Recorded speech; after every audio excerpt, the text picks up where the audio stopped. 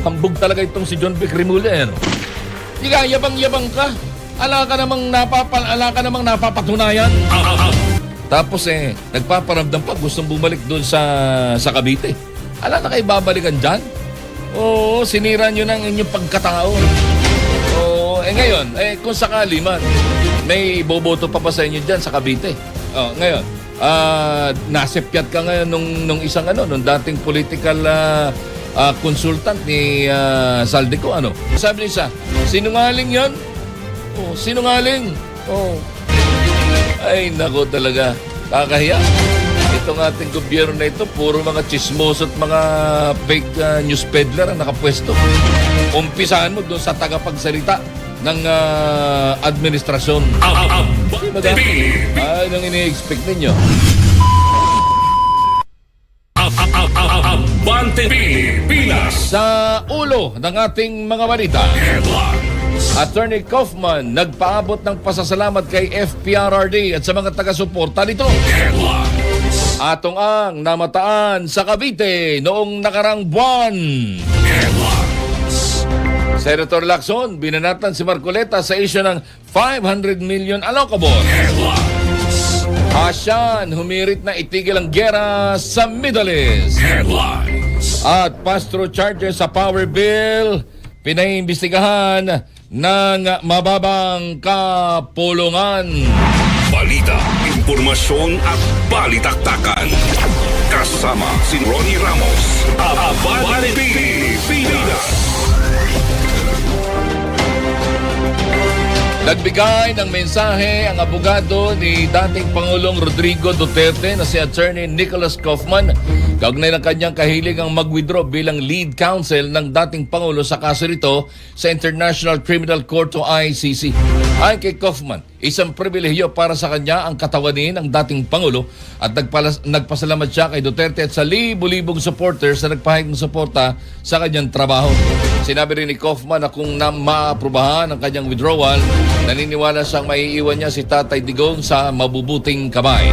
Nagbigay din ng basbas si Kaufman sa dating Pangulo, sa pamilya Duterte at sa sambayan ng Pilipino, sabay sabing daghang salamat. Abante Pilipinas.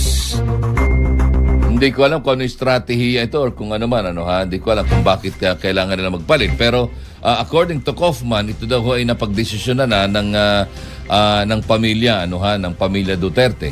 Hindi pa binabanggit kung sino yung papalit sa kanya, pero naniniwala nga daw siya na nasa mabuting kamay si dating Pangulong Rodrigo Roa Duterte. Pero ako,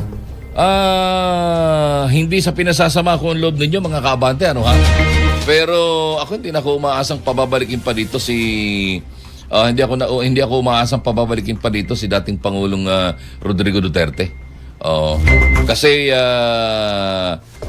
di ba sa mga lumabas na mga balita, narinig naman ninyo na talagang merong connivance, na merong sabwatan, di ba?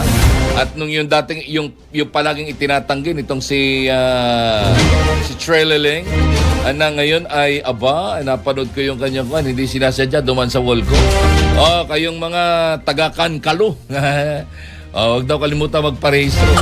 Magparehistro kayo mga taga-Kankalo, pero wag niyong iboboto itong si Antonio Trillanes.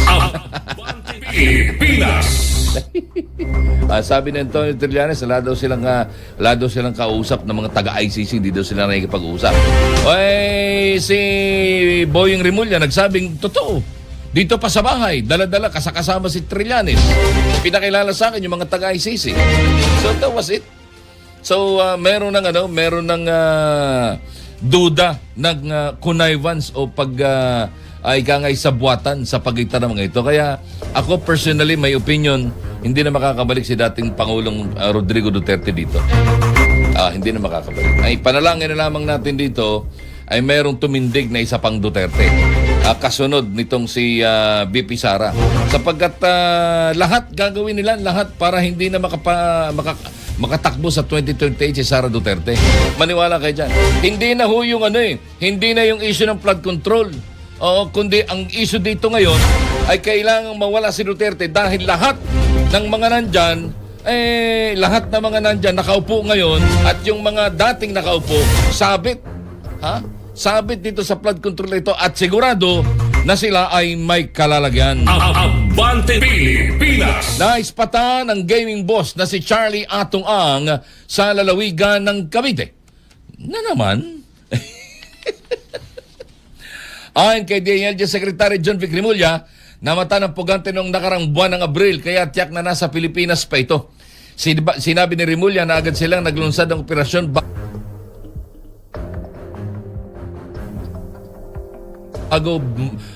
operasyon pero bigong maabutan ang huli o namahuli si Ang. Ani Rimulya, may dinatnan pang ang mga pagkain ng mga pulis nang dumating sa lugar. Si Atong ay subject ng Interpol Red Notice. May patong din ito ng 20 milyong piso sa kanyang ulo. Abante Pilipinas. Hambog talaga itong si John Vic Rimulya, ano? Oo. Tapos nagpaparamdam pa, gustong bumalik doon sa Cavite. Ala na kayo babalikan dyan? Oo, sinira nyo ng inyong pagkatao. Oo, ngayon, kung sakali man, may boboto pa ba sa inyo dyan sa Cavite? Hindi mo nga nahuli yung wanted Di ba ga? Yabang-yabang ka. Ala ka namang napapatunayan. Abante Pilipinas. Tapos ngayon, nasepyat ka ngayon nung isang nung dating political consultant ni Saldico, dahil yung sabi mong milyon 200 million pesos na mansyon ni Ko sa Paris.